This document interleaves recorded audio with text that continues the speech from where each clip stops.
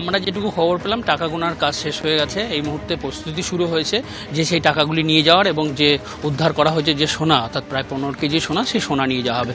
আমি আমার camera person এরশাদ আলমকে দেখাতে বলবো যে এই পুলিশকে পুরো দাঁড় করিয়ে দেওয়া হয়েছে। কিছুক্ষণ আগে অ্যাডিশনাল এসপি তিনি উপর থেকে নেমে এসেছিলেন এবং তিনি ইনস্ট্রাকশন দিয়েছেন যে এখানে পুলিশকর্মীরা দাঁড়িয়ে আছে।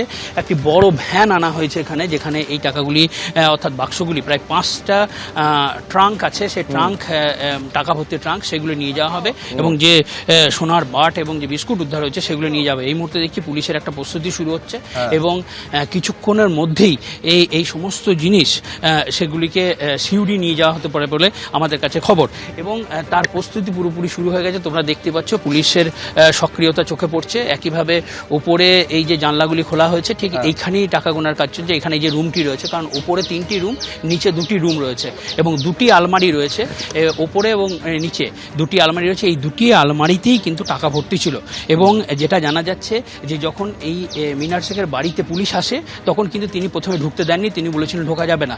দরজা ভেঙে ভেতরে পুলিশ ঢোকে এবং পুলিশ ঢুকে এই আলমারি 2টি তারা দেখতে পায়, কিন্তু আলমারিতে কোনো চাবি ছিল না, অর্থাৎ মিনারের কাছে কোনো চাবি ছিল না। তিনি জানান আমার কাছে কোনো চাবি নেই। যে টাকাগুলি আসতো সেই টাকাগুলি যারা নিয়ে আসতো তারা এই আলমারির ভেতরে ঢুকিয়ে তারাই বন্ধ করে চাবি দিয়ে চলে যেত।